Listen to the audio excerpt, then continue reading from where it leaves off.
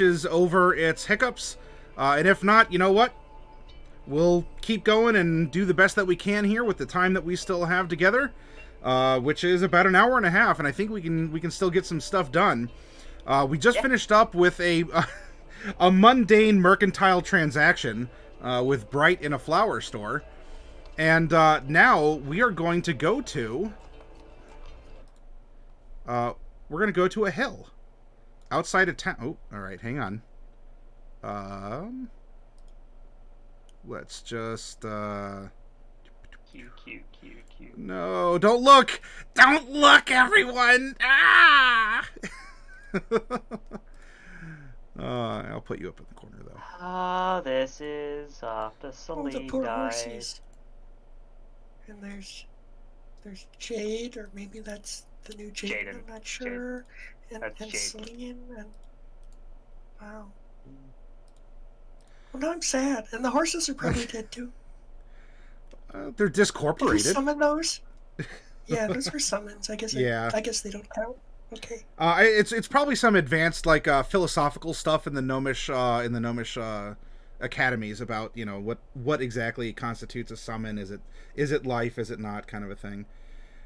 Let's see. I think I have some. It's an advanced course, but it turns out the answer is that they're not. So it's pretty simple. Yeah, every 4-year degree starts with the end concept, but then you still got to go through the 4 years so you understand how you get to that one sentence summary of the entire thing you're going to learn. It's it's brilliant. Let's put you onto a hill. I'm sure I have some kind of a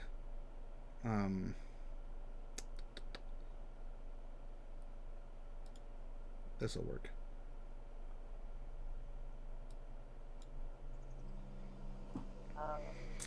We have it. It is still summertime. We'll say that the clouds are, in fact, they look very heavy. It might rain, but I don't really know if that really bothers you too much, Casimir. Yeah. You can look out over the ocean. You can see the city, such as you've left it behind. You've brought yourself your tools, your equipment. You are more than safely outside of a radius, unless for some reason messing with some sort of Eldritch Scorpion Stinger will just explode and cause, a rupture in space-time as we know it. Unleashing the forces of hell upon the city from the external gates where they're absolutely not prepared to contain it. But that's a really specific thing I just described that hopefully won't happen. You find yourself on a pleasant grassy hill. In summer, it is warm, it is humid, except for the breeze that is coming in off of the darker, heavy clouds of the sea. It is nice and cool. You have this alchemy jug, and we can even say that Bright was able to give you a little primer, a word that looks like this means this. Her handwriting is awesome, by the way, Casimir. And so you have a little bit of a primer about what each of the spouts of this jug do. You have this really weird, severed, metallic stinger from this weird suit of armor. And you have nature and silence and yourself. So describe to me your intentions or what you want to do as I sip on my bag of hydrogen water. Probably should have bought some nuts or something. But what I would like to do is probably coat my arrows in the poisons. Okay. I would probably take a piece of hide or something that I have, and for the scorpion tail, puncture it to see if I can get it to stimulate stinging and releasing the poison, and then coat my arrows with it. Okay.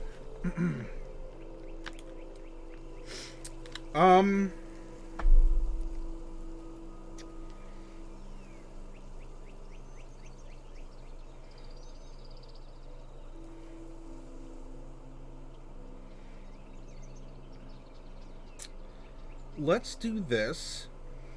Let's have an initial test of things here. I would like you to roll a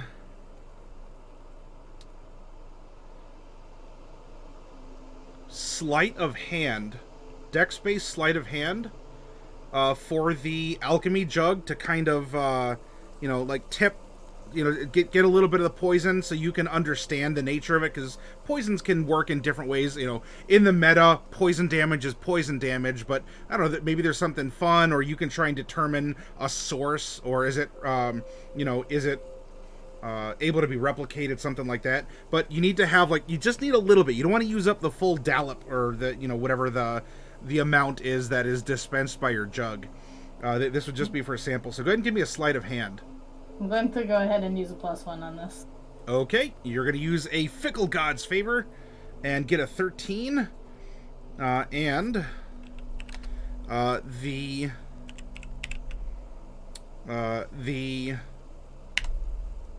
Winds of Fate here are going to... Alright, so you are able... a little... the breeze kicks up for a second and you, tilt it back, just in time before the drop was actually going to, fly back and, get on you. Because it could be caustic or something, who knows. But you're able to tilt it back, and then, you steady yourself, and plip, you put a drop down into...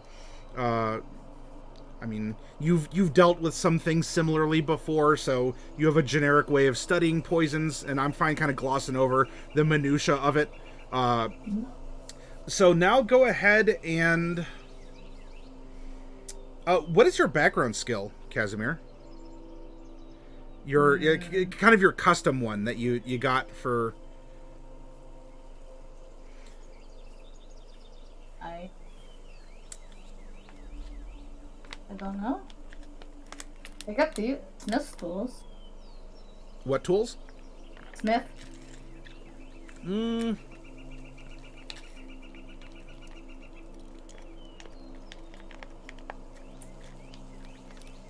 I think if I remember correctly, your background skill had something to do with harvesting.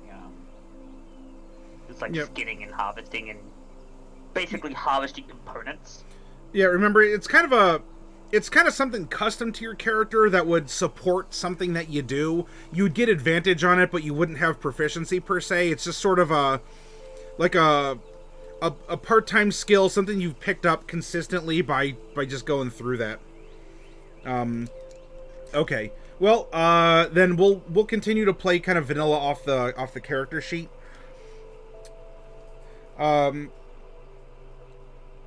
Go ahead and roll a wisdom-based Smith's tools as you work on applying that drop that you're able to get onto the metal to see how it reacts, how it clings, how it dries. Because you're trying to use the tools to see if it'll stick to your weapons. What roll? Smith's tools, but use the wisdom modifier.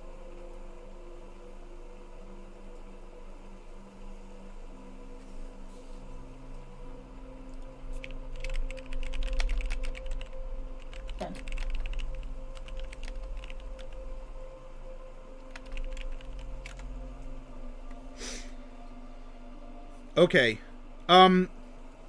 The...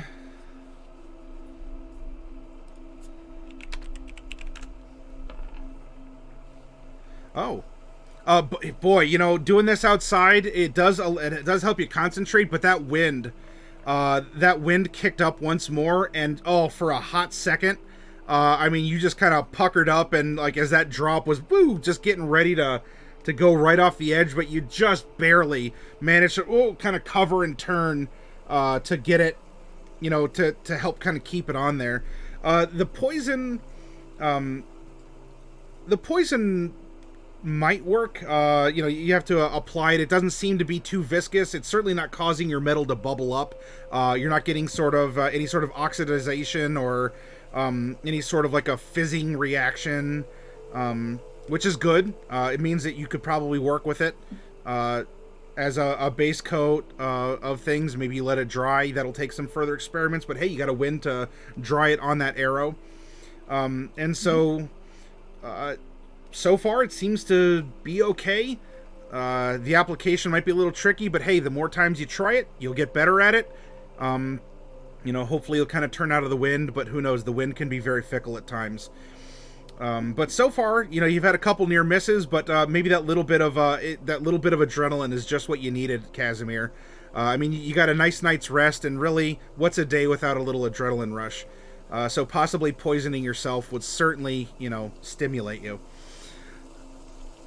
So you set the arrow aside. You'll see maybe how it dries, maybe if it leaves a sheen. That way you might be able to know if your arrows, have a tinting or a gleam on them, so you can tell them apart, or if it does leave an obvious residue, or if it just evaporates off and it leaves a clean one.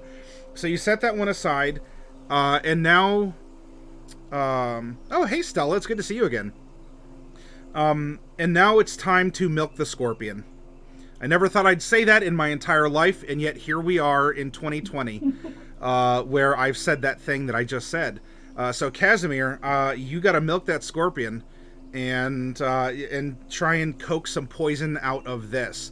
Now, you can use your smith's tools again, because this is an armor piece, and it does have some biological simulating components. So we can use another wisdom-based smith's tools, as you can use the tools that you have to coax the metal and to kind of tap and pry and listen for the things that you might normally, and we'll incorporate your wisdom into that instead of something like strength, because this isn't really brute force. This is more about the navigation with the tools. All right.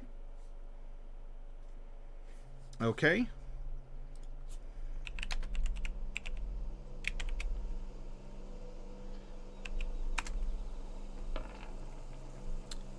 All right. So you've learned your lesson, and you put your back to the wind, and you are able to, you kind of give it a tap. You have some tools. You can kind of.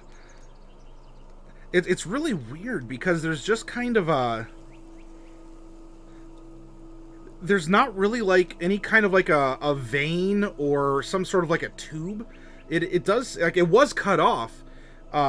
It's just a little weird though, as you're trying to manipulate this, how it's working in that regard. But you kind of tap, and you have I don't know, you kind of put some pressure on it and kind of grip it, and you are able to get some a drop of this poison, just a little drop, not it didn't explode or anything. You're able to get a drop out. What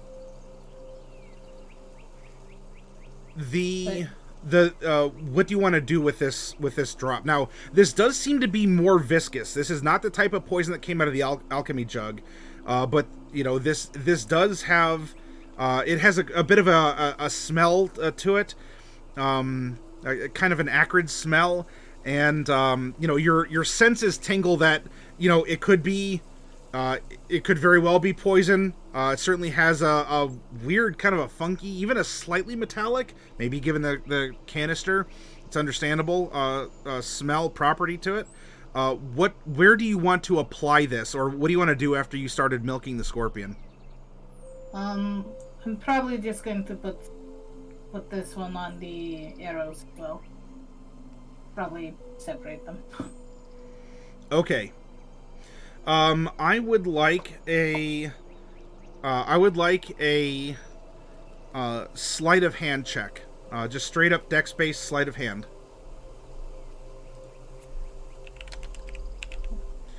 Casimir does not get good rolls. Only when hitting things. Okay. So, a little bit of this stuff, as you're trying to apply it, and my goodness, the winds are both in your favor and also really being a tease right now. Also, oh my goodness, hey Fiara the Tank Girl, welcome. Land shark swear. Coming in here with 14 viewers. Dogs. Oh, Land Shark Pet, hashtag. All right, now y'all know the drill. If you're gonna drop a hashtag, you gotta give a synopsis of your story. What the heck happened that you have a land shark pet? And I'm gonna give a shout out as well.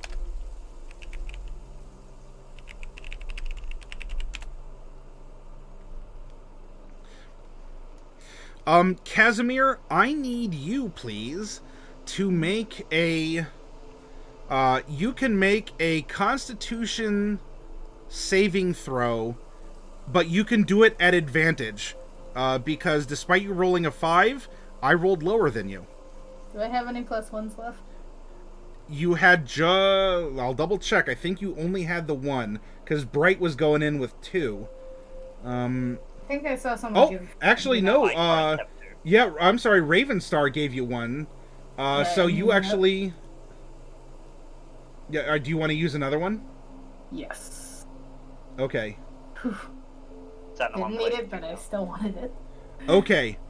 Well, so it comes into contact with you, Casimir, and like you just like it gives a little like a weird tingle, and you just immediately like you wipe it off on the grass, and you see that even as you do, like it leaves kind of a blister on your finger. However, you know, you're not feeling queasy to your stomach. You haven't immediately saturated either side of your pants. You know, you still have hair. It hasn't, you know, fallen out in random clumps due to, you know, horrid toxicity. So yeah, you got a little blister on your finger.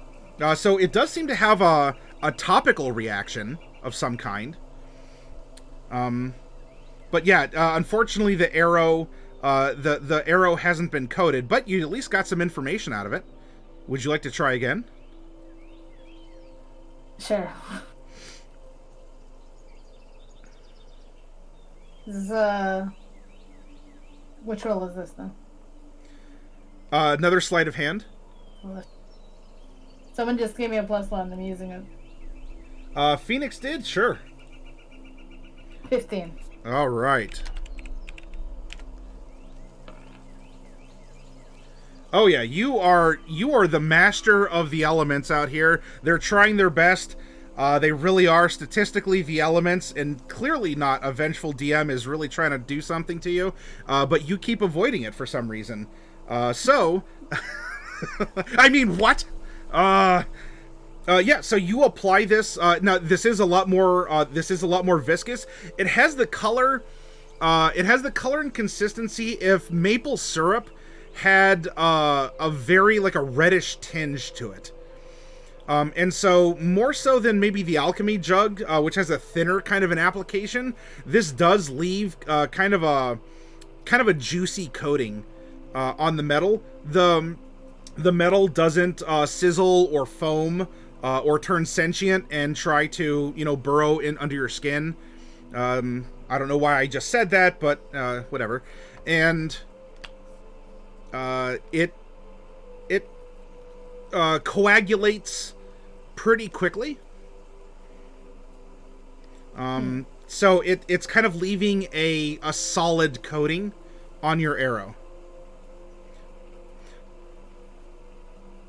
Now, in the time that takes, if you want to go back and either further observe or experiment with your alchemy jug arrow, you can do so, or you can try applying more of this this kind of gloop of this scorpion, this weird metallic scorpion venom to another arrow, or if you want to really try and milk this thing to coat an axe or something.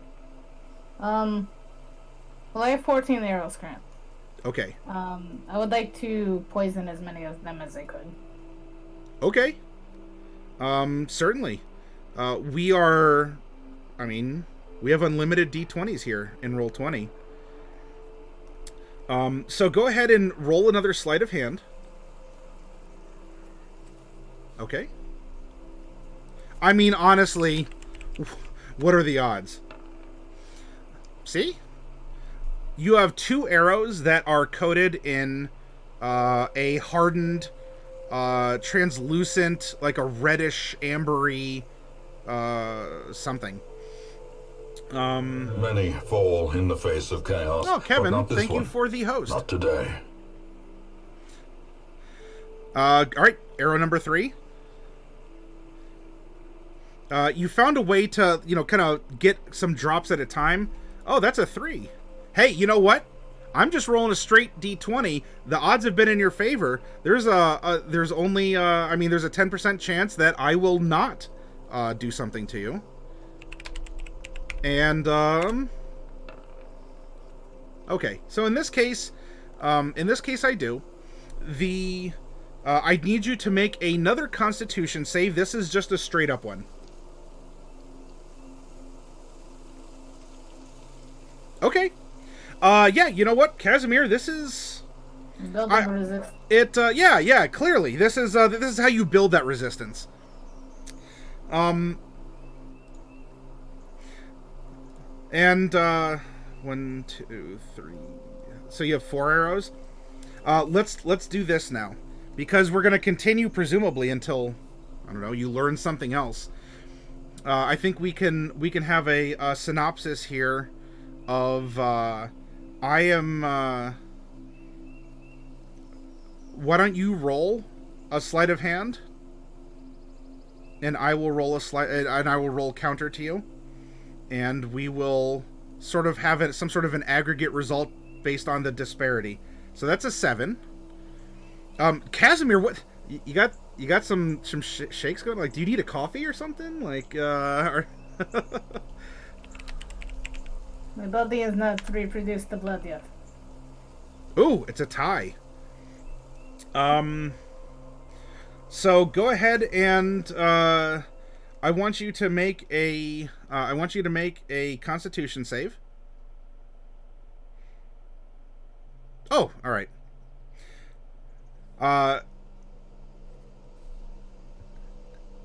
You are, over the course of this, you have come into casual contact. You will poison, in effect, your arrows. Okay, all of them are poisoned, all 14 of them. However, you've come into minimal contact with, several of them.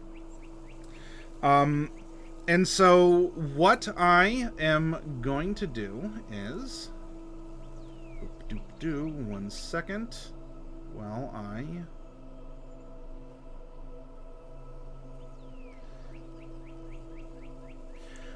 I would like you to roll a percentile die, please.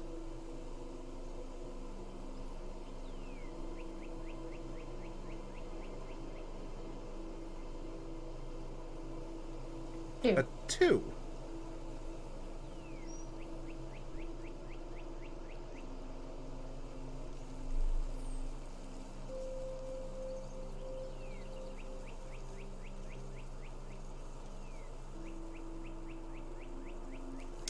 Roll a d4, please.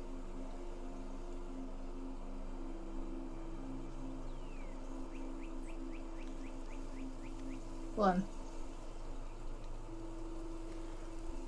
All right.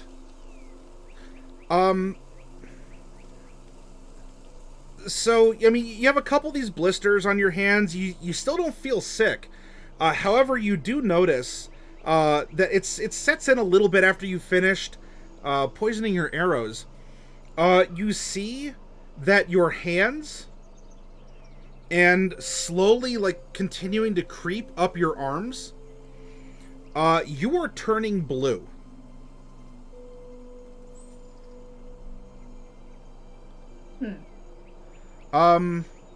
Not quite like a Mordecai blue. It's kind of close. That's going to be my first question. What shade? I guess if you want a more... I will leave it up to you, but you're turning blue.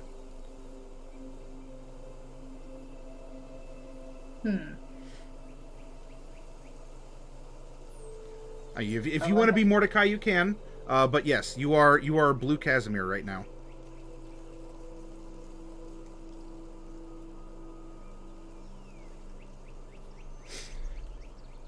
Just don't give me a hex code, because I don't know that,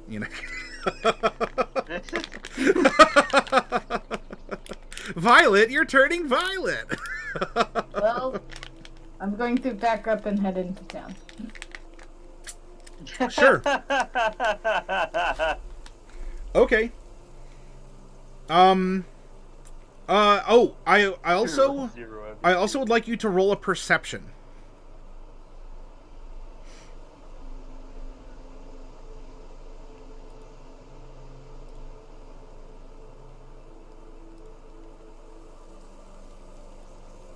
Oh, all right.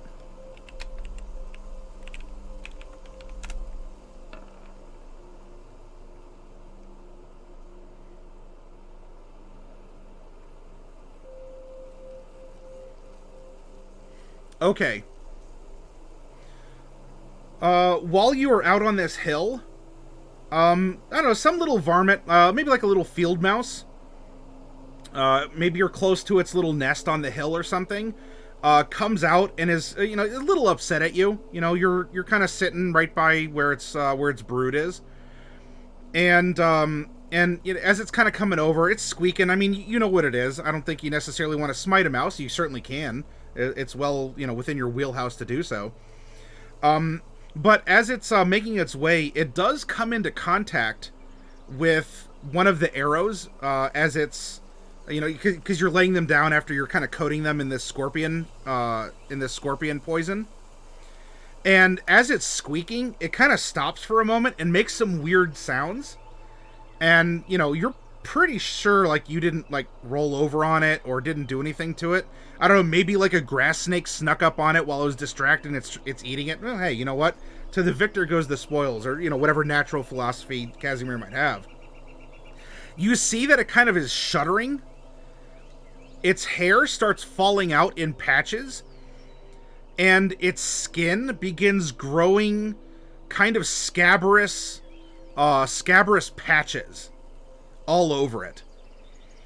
And so you get this kind of like rusty looking crust that's now all over this mouse. The mouse is okay.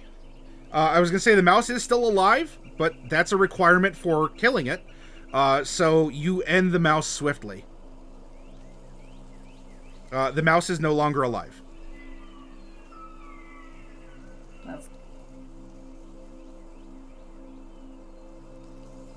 I'm just going to leave the mouse there for...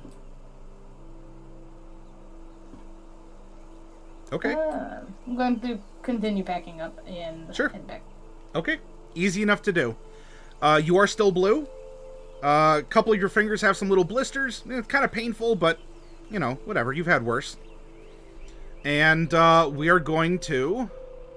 we're going to go back to the city where Professor Cypherius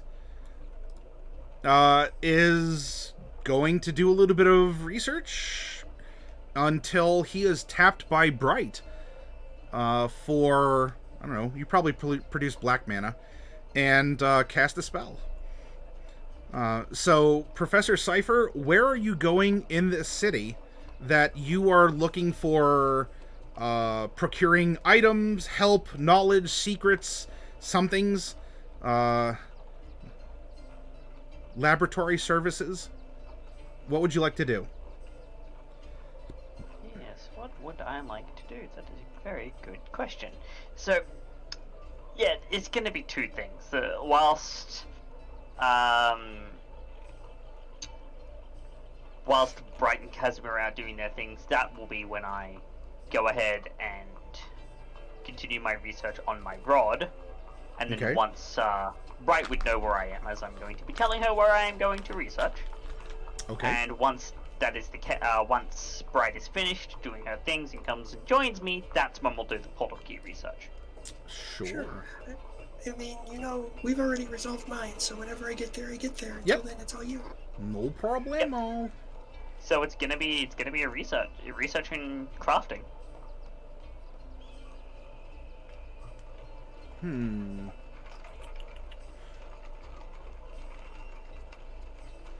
Let's...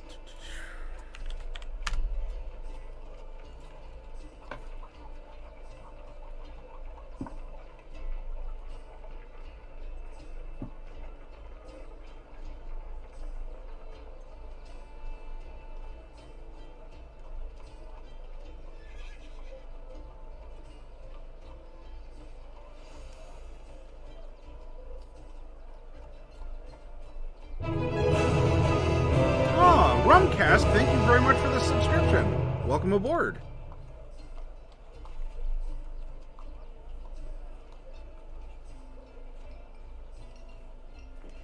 Okay, so let's use your Sage background ability here. You got it. Why not use it? And Casimir, for yours, unfortunately, Wanderer wouldn't necessarily apply to things like Poisoncraft per se. I can consider it, but nothing necessarily came to mind. That's not really, you're not really scrounging for food or drink. But I'm always happy if you want to try and use your background feature for your character here.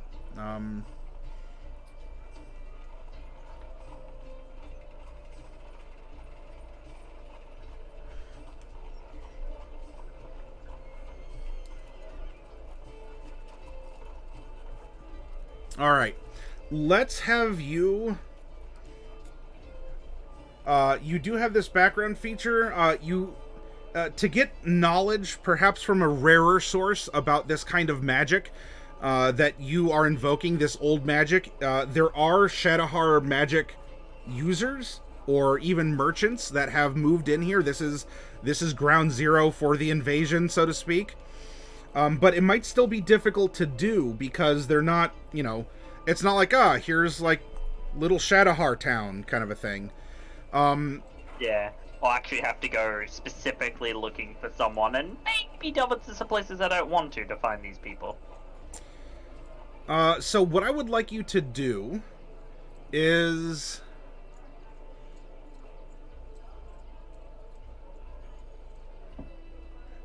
you can choose to roll an investigation straight up, or if you want, I will higher risk, higher reward.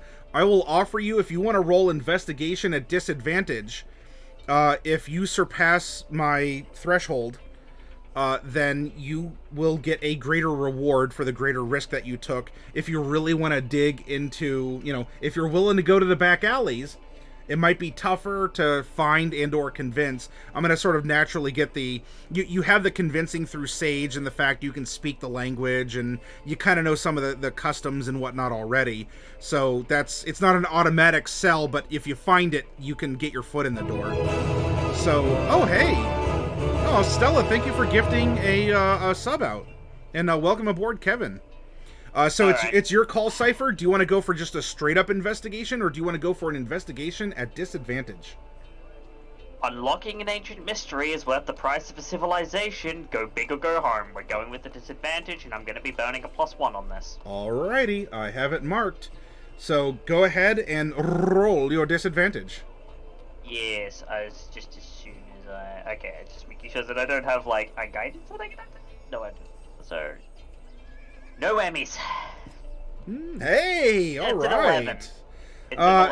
You didn't completely fail. Okay. It is still something.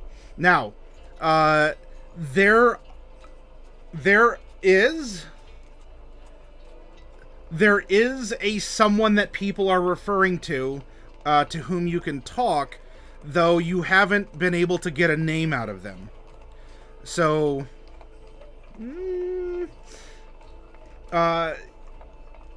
You've spent this chunk of time, you're trying to establish these credentials. They don't necessarily float with the Empire itself, as you are still you are a representative of the Mesotopian civilization, but you haven't abjectly failed. You just haven't really made progress, though time has passed. Meanwhile, Bright is causing mischief somewhere, and Casimir is dispensing poison on a hill.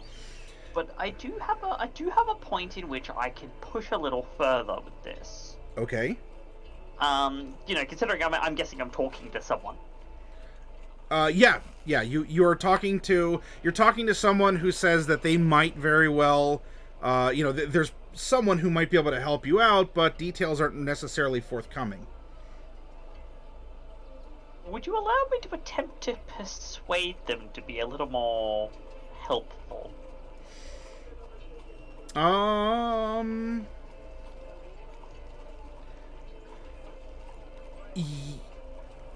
will. However, I am still going to say in this narrative that the initial chunk of time has been lost.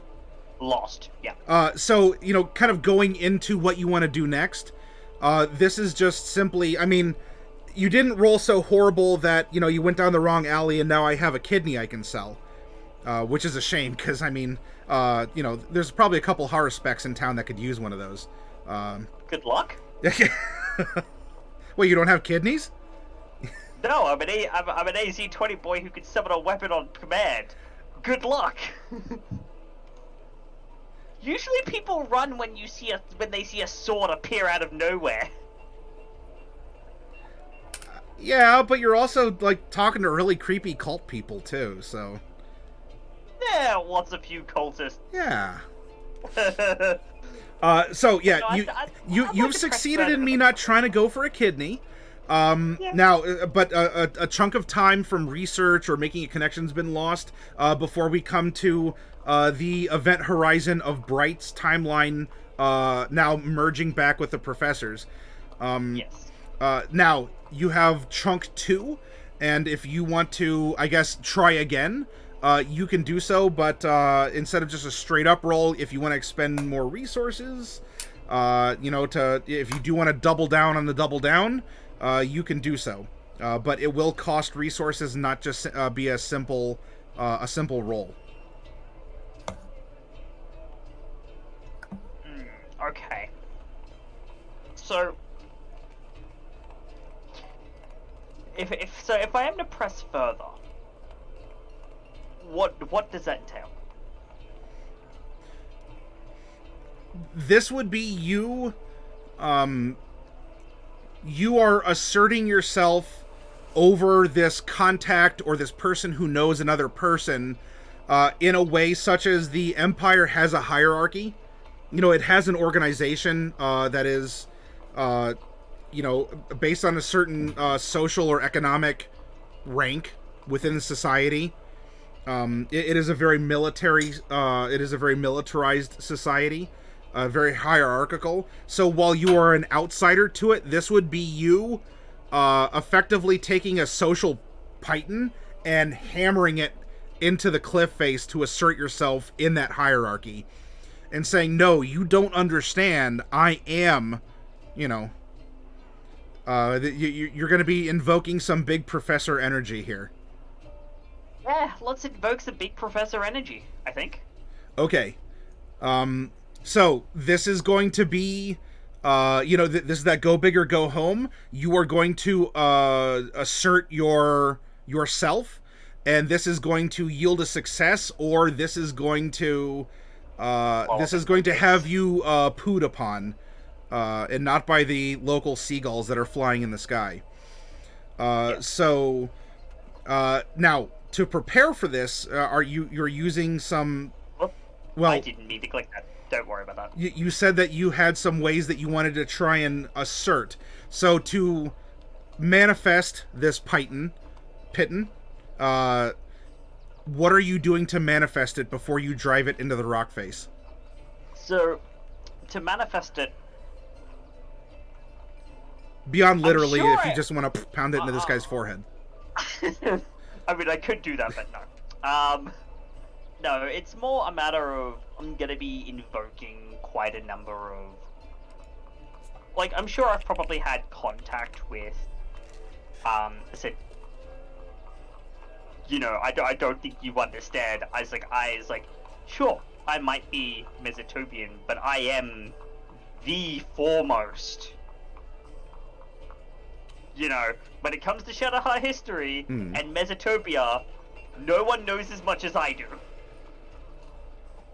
I'm that big name that even some Shadowhari turn to. When they don't know things, they come to me and they ask me questions. Are you backing this up with some kind of a magical compelling, or I mean, whether it doesn't have to even be mind affecting? Are you doing that Gandalf like Bilbo Baggins? I am kind of making himself bigger and something, or I used prestidigitation to do that. Okay, now you can, and that will manifest a python, the P word. Yes. The rock climbing spiky do, and However, it's not going to be a big one because, we're talking cantrip level investment. It'll still work. Something is better than nothing. I unfortunately, like a lot of my spells aren't. Oh, actually, there is something else I could chuck in. Okay. I could also chuck in some free levitate. So there's I can enhance the illusion with levitation. Okay. So not only is the illusion going off, but I'm also floating. Is this off of an invocation? It is. Okay. It's off of Ascended Step. Okay. Yep, that one, and that one. Okay. It's not a cantrip. It's kind of a cantrip, but it's not a cantrip. So, the size of your spike grows a little bit more. You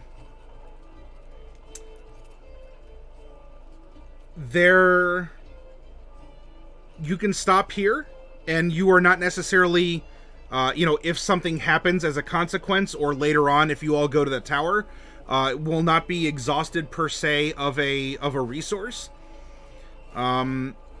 There is a type of magic you wield that seems to be identified by people in the know as old magic by the Shadowhar, and that would be whipping out a pretty big spell slot. And actually, if we are like, if this isn't going to be exhausting of resources, then instead of the levitate, I will check with you here just before I do this. Okay. I will have this resource back by the time we go into the tower, because this just returns at a long rest.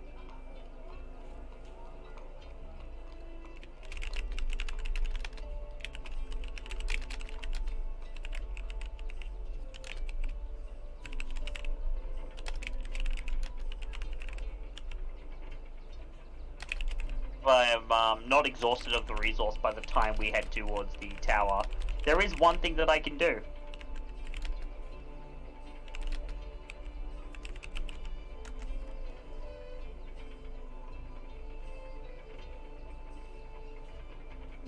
Maddie? I'm here. What? I'm waiting for you. You're saying like I have a resource, and I'm. No. I'm just asking to confirm with you that if I do spend this, I'm going to have it back by the time we head to the tower, because it regens on a long rest. Then if you take a long rest before the tower, you'll get it back. I probably will end up taking a long rest before the tower, because we're not going to want to go to the tower at night. We're going to want to wait for the first thing in the morning. Okay. No. Spend. I will provide opportunities based on what you want to invest. If you want to invest up front, it's a risk reward. Well, in which case, I'm going to be freeing myself from gravity. Okay. Just literally cutting my tethers from gravity. So now I can now I not only do I float, but I can deflect projectiles, and I could crush things, and.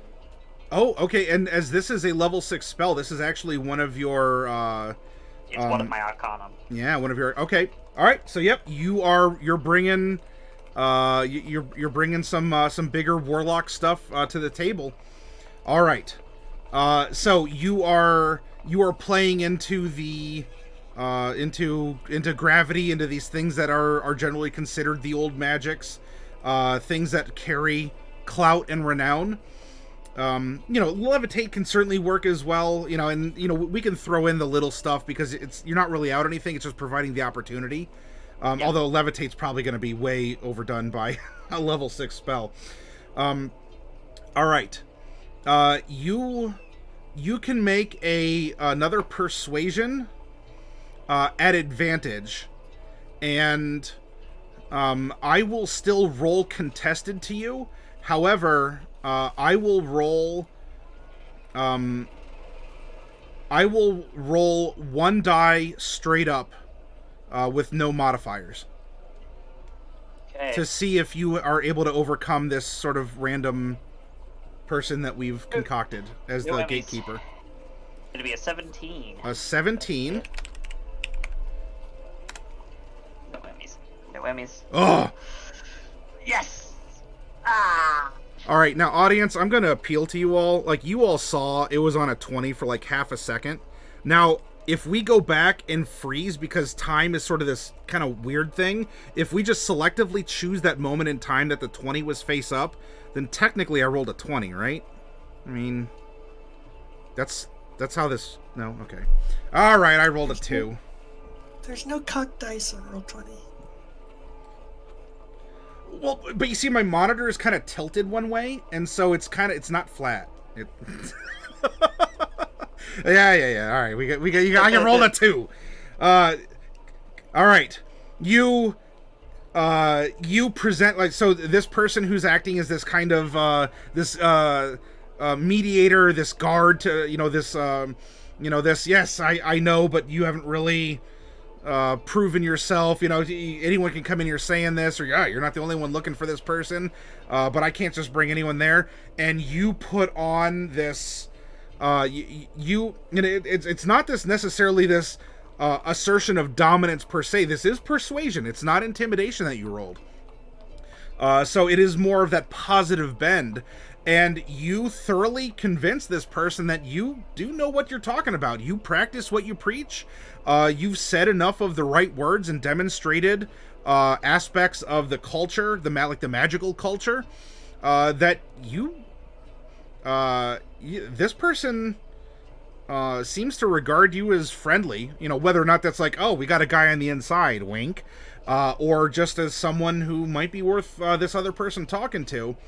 But in Chunk of Time 2, you have handedly gained access to a very knowledgeable person, and so not only are you're not even going to be told where this person is, you're going to be led there by this kind of scout or guard, or this kind of antenna that was put out there. You will be led and introduced, like you will be granted access. Okay. So you are led through a series of ways, a couple back alleys, but they tend to be more shortcuts. Like, maybe at first, you're like, oh, I'm the professor. Granted, you're a field professor, but still, like, you go down a back alleyway, you're like, oh, this is going to be really cool. And then you kind of go back out on a main street, and you're like, oh, all right, well, that was kind of smelly. I stepped in a puddle, but all right, sure, keep taking me. And you're led to a store that did survive an area of the port that was burnt. However, it would seem that magical wards have prevented this place from burning down. The neighbors have some charred facades. There's still some smoldering. It still smells like there was a fire here. But the store that you went to it has some, I guess, maybe like cosmetic, like whatever, some ash was floating by and kind of, left little natural streaks, but this place does not appear to be damaged. You are led inside, and it looks like, a general store that does have a lot of mundane Shadowheart stuff. Things that are a little different than some of the artifacts that you might have found. Everything is in, very bold reds and blacks, and just the aesthetics of the culture and the art of the Empire. And this shop very much reminds me, is like, if there was a little Shadowheart, this would be it. Like, this particular shop, and probably a couple around it would be it.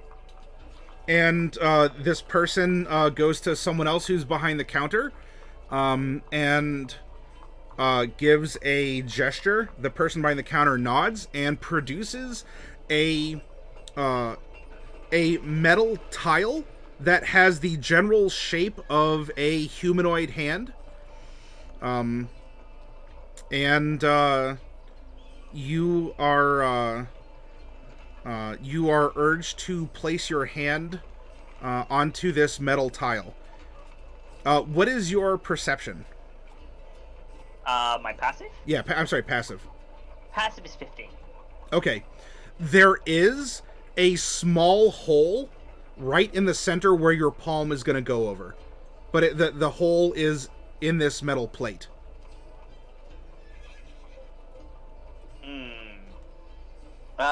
Which hand did I gesture to? Because one is gauntleted, one is not currently.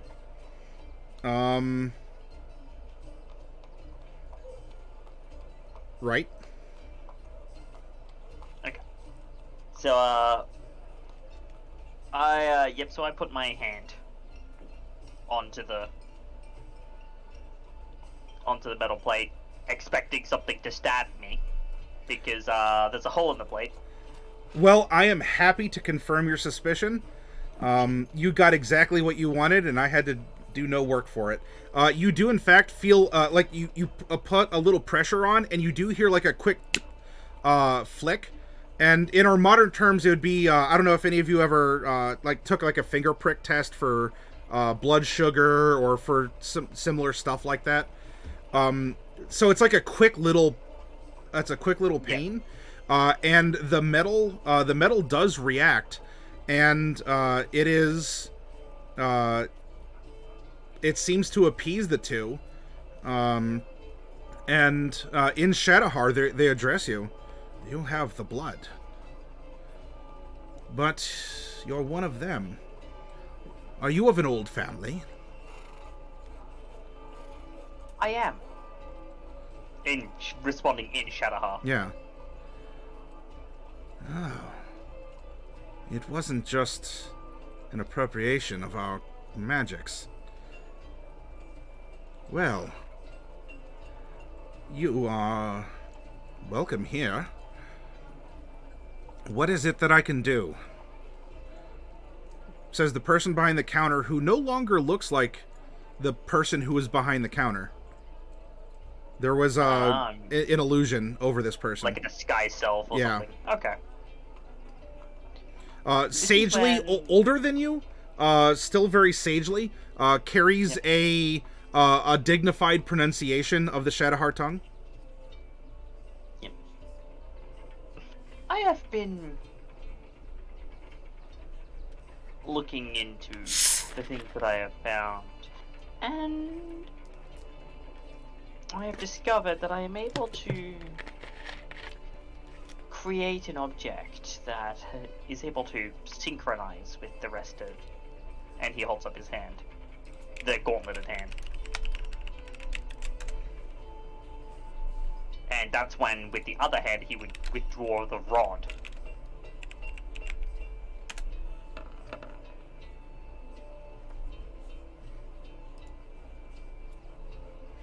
I'm sorry, I was looking in the complete opposite direction than you were standing this entire time.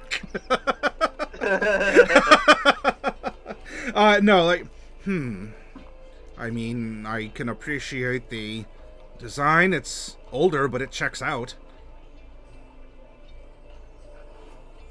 Well, I have discovered that this thing can do many, many different things, and I have been looking to... And considering... How long would that escort have taken? Chunk 2. Yeah, but I mean, like, in terms of time, just as far as, like, the floating is concerned, because it lasts for, like, up to 10 minutes. Oh, so it would take longer than... It'd take longer than 10 minutes. Okay.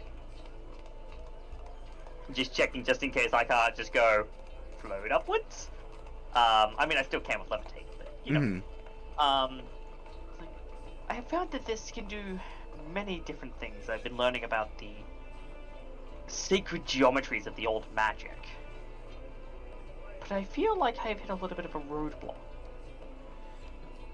And I figured if anyone was to know... Well, you've been certainly led to the proper person. I'd be one of the most knowledgeable about these things here from all of our people who have traveled south. Your items are strange. They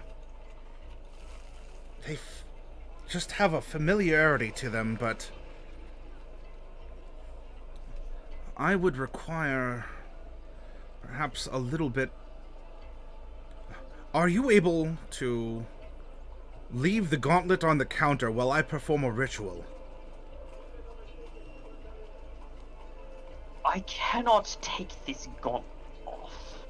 It is bound to me. However, I can put my hand with the gauntlet on the counter, so that you may perform the ritual. Does it pierce your flesh? No, it is a mystical bond. If it's a curse, you can tell me it's a curse. No, it is not. I'm a a doctor. It is not a curse. It is simply a mystical bond. All right. Your presence within this thing...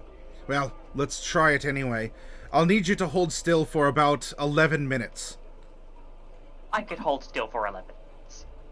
And Cypher would hold still for 11 minutes because I imagine someone's probably decided to paint a portrait of him before. So he's probably had to sit still for hours as they've painted. So 11 minutes? 11 minutes is nothing.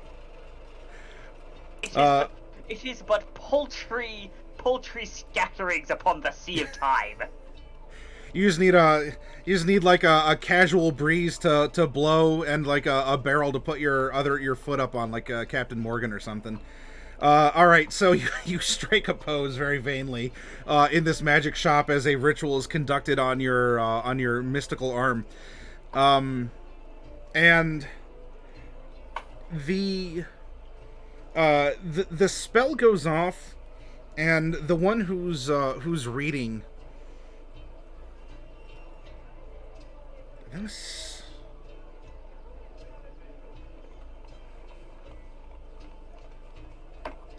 This is old. It's... Oh, yes, I kind of get that. And he actually calls the person who guided you over. It might be an assistant or something. Someone.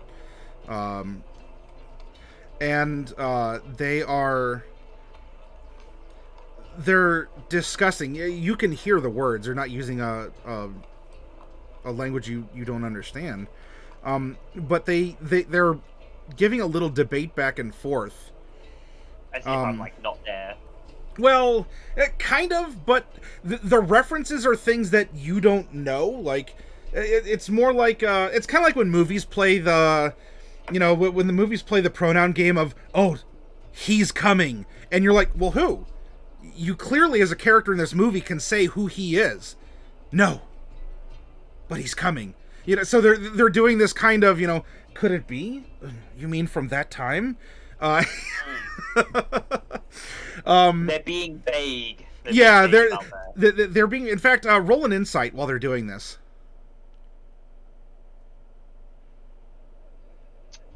I will roll an insight. It's terrible, but I'll roll it. You are correct. It is terrible. All right, so yeah, they are clearly amazed at your pose and your stature. You must have asserted yourself in the hierarchy very well. Your chest puffs out ever so slightly. There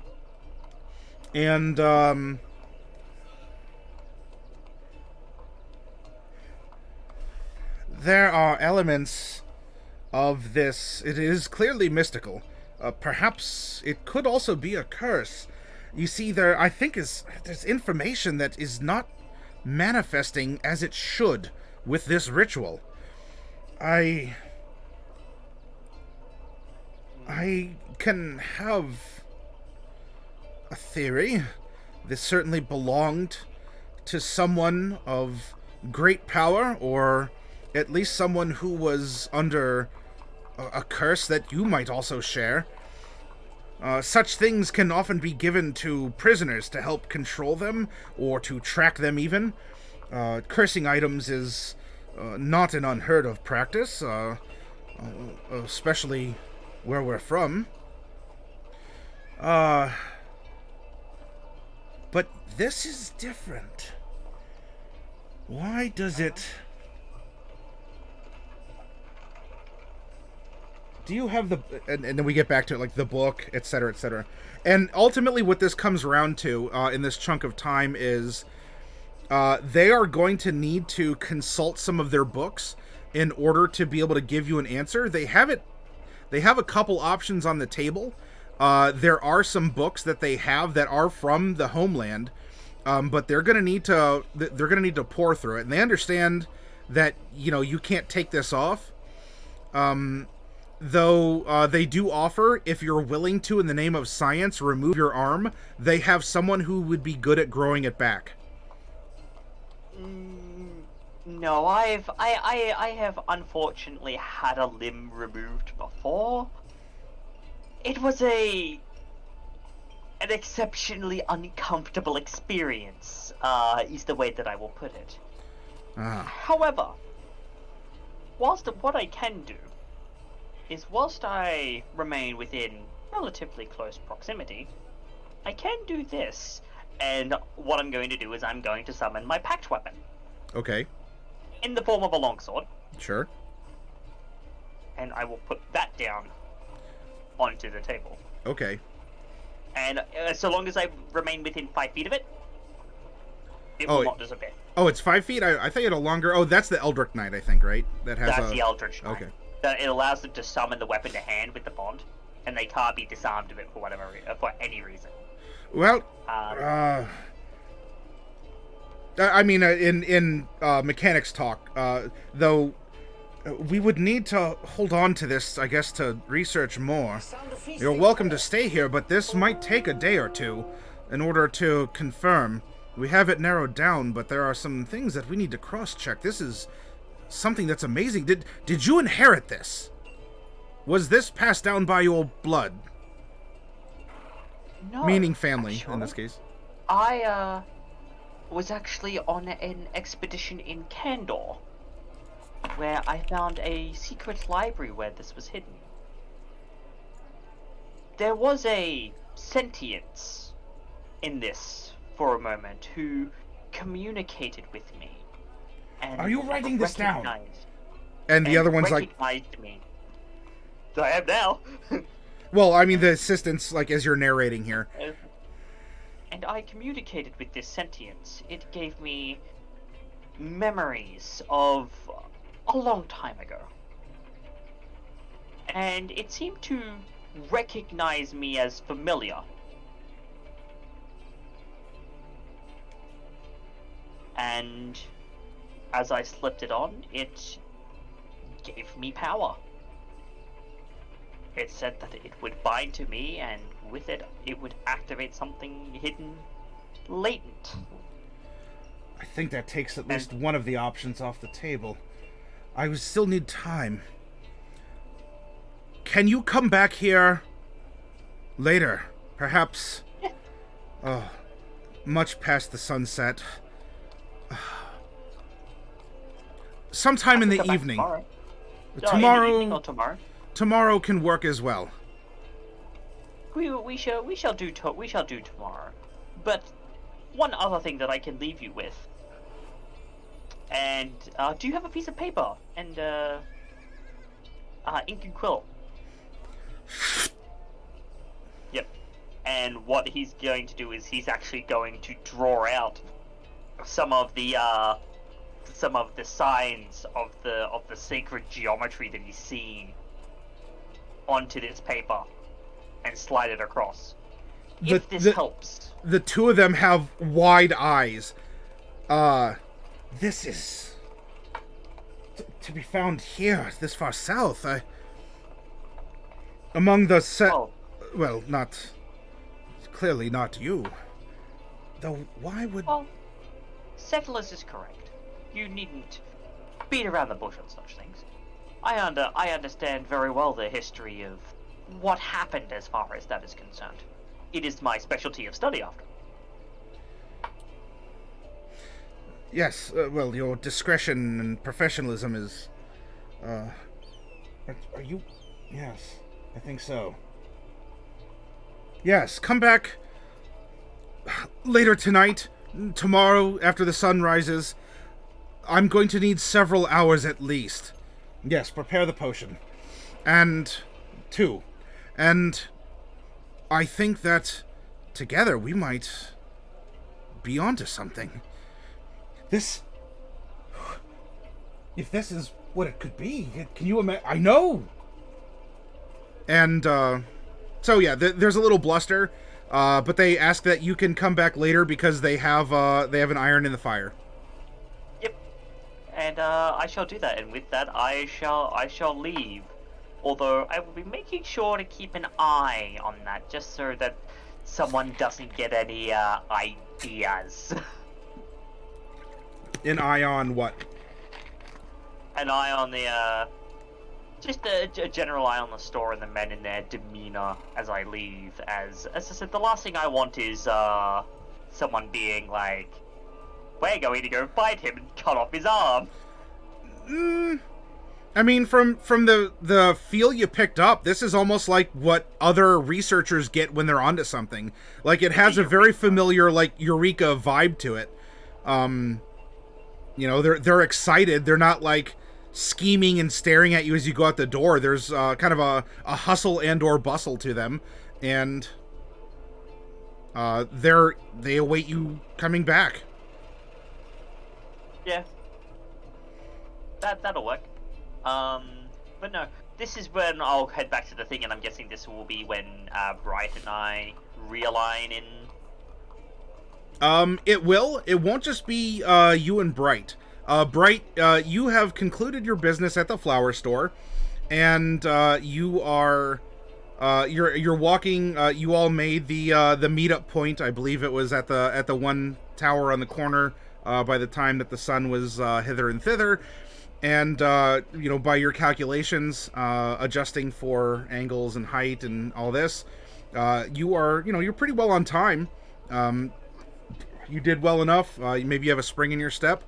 And, I always have a spring in my step.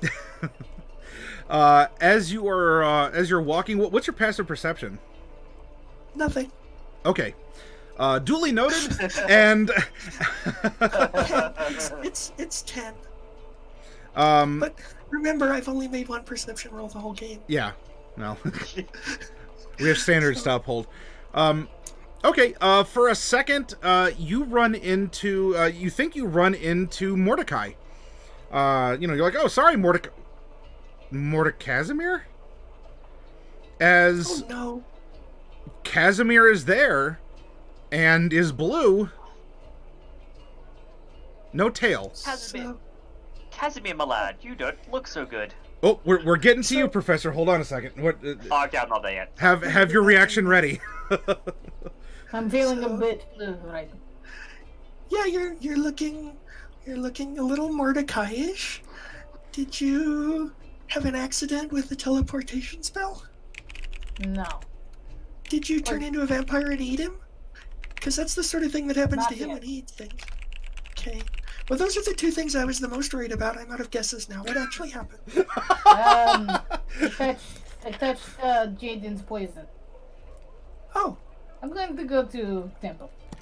it's blue poison? That's interesting. Do you want me to... It killed small rodent, so I don't think it's just that. Oh, I'm sad. But, okay.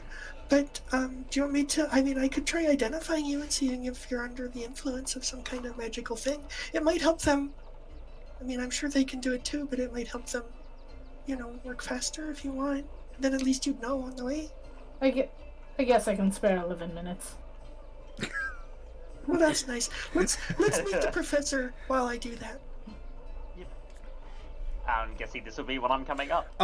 Yeah. So, you're coming from, you know, Casimir kind of went out, settled down, poisoned a couple arrows and possibly himself, and made his way back into town. You know, so was already kind of walking in. Bright was on her way, and then you're coming.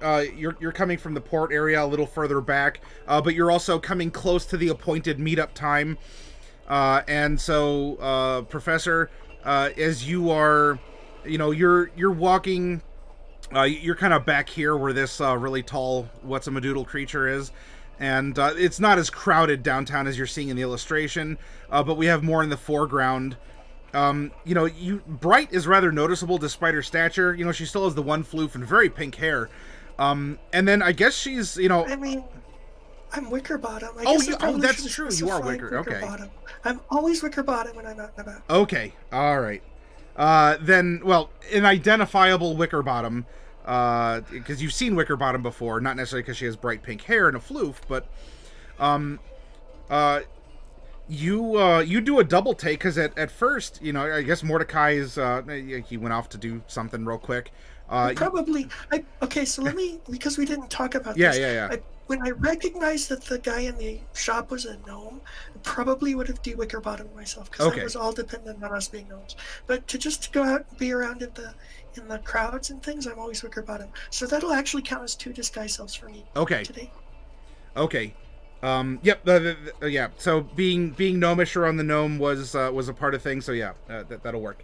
Okay, but so you are still recognizable to the professor as Wickerbottom for previous contact.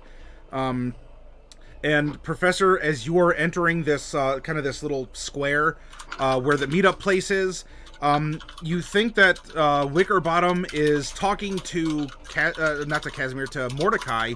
Although Mordecai looks a little different, you take a couple steps forward and you realize that's not Mordecai. And now you can have your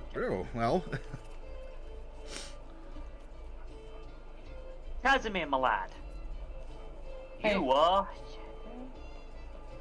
Yeah, he's blue. Are you It's a feeling whole big alright? You are. Yes, you look very blue. Yeah. I've had I worse. mean, just listen to him. Look how blue he sounds.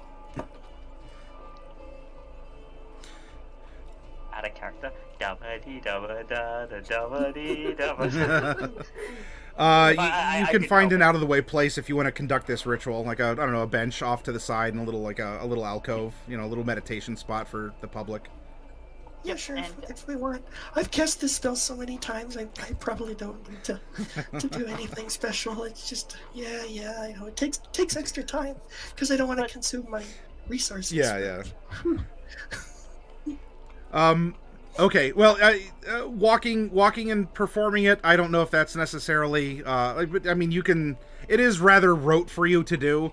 It takes the 11 minutes. You all can have an inner. You can talk and say, "Oh, what happened?" And that's what Cypher's going to do. He's going to be sharing about how the things that he found out, and that unfortunately, we'll work on the portal key tonight, but tomorrow I still need to be in the city because I need to go back and see these guys and see what their result is. Because depending on the kind of insights they offer me, that might be the difference between,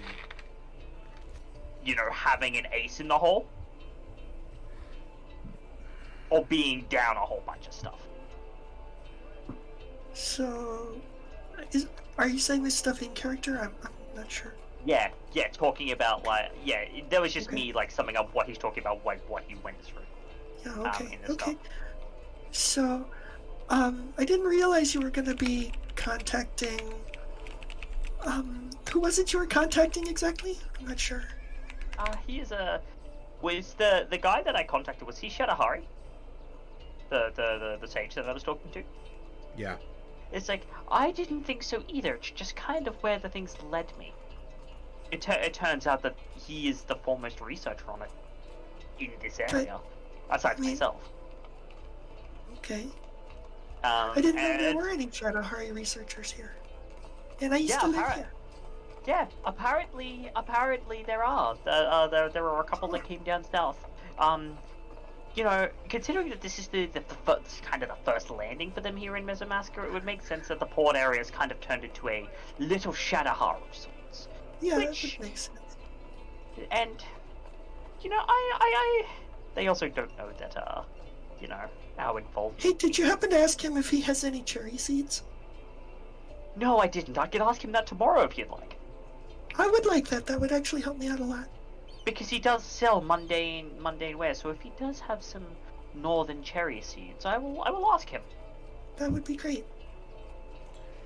As you're having this conversation, Bright casually, bing, your ritual's done. You can weave this casually if you want into the conversation, but just in the back of your mind, Casimir comes back as not magical. Huh. Okay, so I have good news and bad news. Which one do you want first? Bad news. Okay, so the bad news is I have no idea what the problem is. That's Well, you... Good news? Did I say there was good news? You did. Yes. Yeah, I probably shouldn't have said that.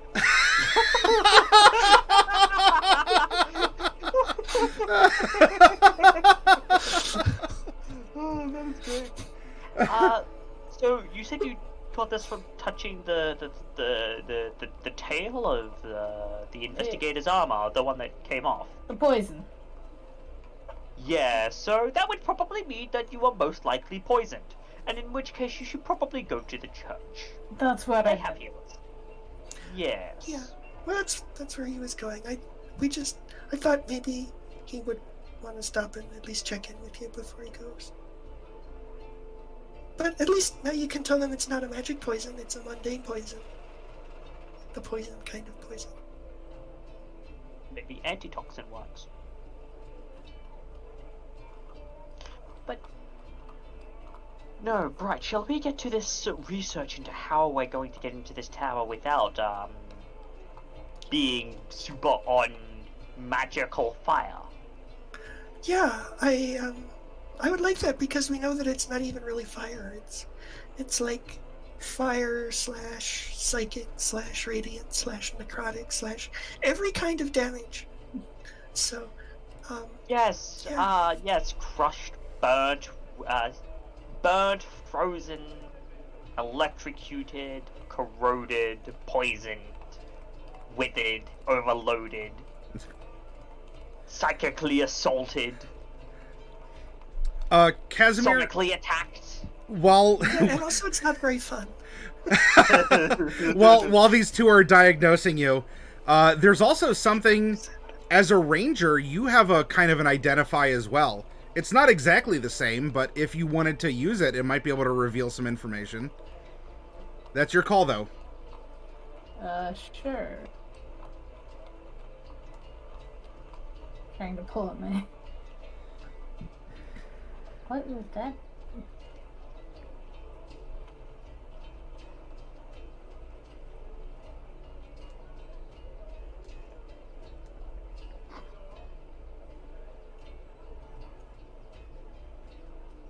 Oh yeah, you do have that thing.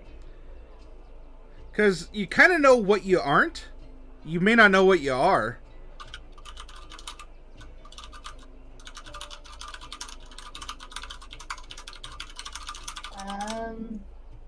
I don't think Casimir would think to use that. If not, then that's fine. Casimir's your character, but if... Hey, I forget sometimes I have things that might be able to reveal something in or out of character, so throwing it out there. Yeah, he wouldn't use that. Okay, no problem. All right. So you want to go to the you want to go to the ossuary of Weejas and seek some medical help. Brighton Professor, then, what are you doing? You gonna attend Casimir? I guess you can go off and do something else. Well, we were going to go ahead and Before I answer that, we only have 10 minutes left. Yes. Unless we want to stay over time. So, does that matter? I mean, probably next week we'll have Coffee Cat back. Hopefully so.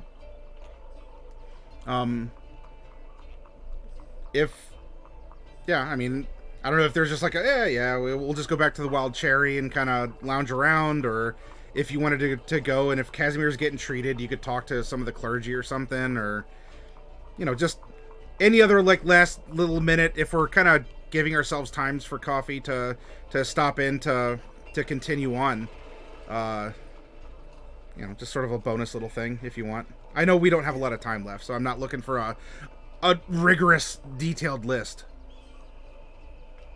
Well, Okay. I don't think we should try to push things too much farther then. Okay. But I guess I would defer because Casimir's the one with the medical problem. Although I'm sure they'll patch him right up at the church. But then what can we do anyway?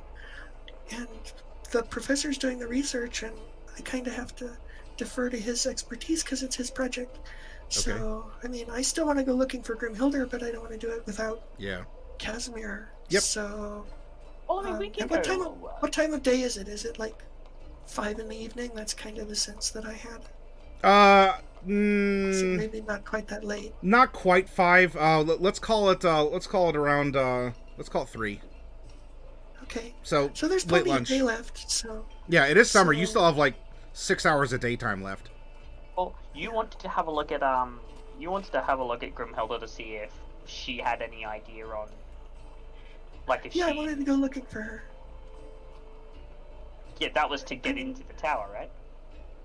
Well, I mean, on that line. I kind of just want to have a look for her anyway. I feel like we have a bone to pick, but I'll come with you then. Also to help get into the tower. Yeah. Well, if I help to get into the tower, it counts as part of the research if we're going looking for her. So I'll come with you. Okay. Well, why don't we go with Casimir to the church, and we'll see how long it takes, because there's no. I mean, we want to give him our support, and if he's gonna need to be in the hospital overnight, then we can say we can go, and if he's not, then maybe he can come with us. We'll just play it by ear. Okay. Yeah, I think that works. We'll go with Casimir, see how long it takes for him to get patched up. If it takes too long, Bright and I will go looking for Grimhilda ourselves. If it doesn't take too long, we'll take Casimir with us. All right. Then. And of course, Mordecai on follow mode. Yeah, Mordecai's just a generic blob following you around right now. My perception is too low. I didn't see him. Yeah, he was there the whole time. Ooh, dun dun dun. I thought he was Casimir, or I thought Casimir was him, and then when that turned out not to be, then I just kind of got away from me. Sorry, Mordecai. All right. So what? We will leave off then here. Oh boy. Yeah. No. Celine's hanging from the rafters. Yeah. Well, I mean, they had a place for her. I guess that's where it is. Yeah, her bones are there. You can go see Celine. You can go see Celine. Okay. So, yep, we'll have the 3/4 question mark of you return here. I mean, I guess it'd be Mordecai's call if he wanted to go back. And, I mean, Celine is there, but is it really Celine? Is she there? Anyway, I'll leave that for coffee. Casimir, I will say that because you did render aid to the ossuary during the disaster, that initial explosion, they will treat you. However, they will have to ask for a kind of a payment because their supplies are low for spell casting and such. So we'll get through the. I don't know offhand. I'd have to look it up, but we'll get through the minutia.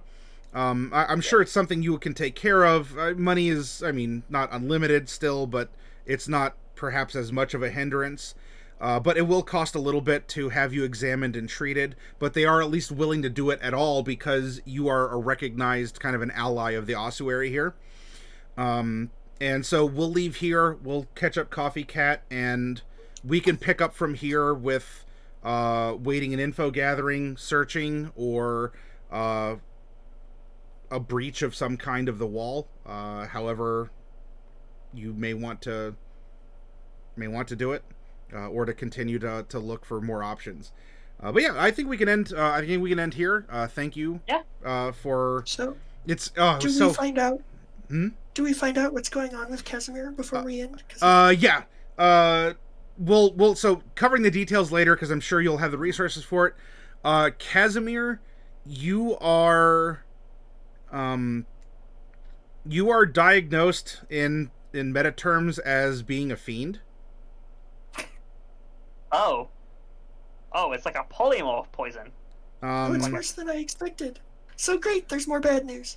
So yes, I can figure out the flowery language for it, but right now, Casimir, you are not a humanoid desert elf. You are, by all measures, a fiend. And however, it does seem to be, I guess, treatable, as you will react in a positive fashion. Not to the initial efforts of restoration, but it'll take a greater one in order to mend you and put you back into your beautiful tan self. He's a demonic desert elf. Worshipping Zench. Even though Kazimir would probably be a corn worshipper. But yeah, and then we'll take care of your hospital bill at a later time off screen. So yeah, thank you. It was good to get back in the saddle with you all for a fun Tuesday. Wasn't quite what I expected, or maybe any of us did, but I still had fun with you all. Thank you. And I look forward to next Tuesday. And I mean, as a reminder to you all and for everyone watching, the intention is to move the workshops and the sessions on Tuesday to a 10 o'clock-ish start from the normal 11. There's just been some changes I've made in my broadcasting area, lifestyle, schedule, etc., so that I can start a little bit earlier, hopefully get to bed a little bit earlier. You got to practice that self-care and rearrange things as necessary. So I will be shifting some things back, and I'll be making announcements on Discord about that. So look forward to it. And for everyone who came along with actual Jake's raid and Fiara's raid, and I think we were rated, we were rated also. Why is this list not? Okay, that was absolutely not the right panel to drag down. There we go. For all the hosts in the raids and the follows, and for those who gifted subscriptions and renewed, and James, and for the bits and all that, thank you very much. But we're going to depart. Lethality, if you're fine, I am going to depart as well. I won't be able to hold out until you go live.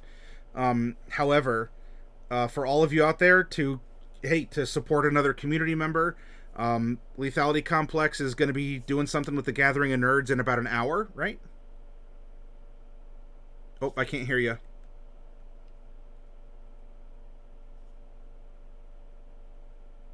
Discord. Oh, there we go. I hear you now. There we go. It was just chucking a bit.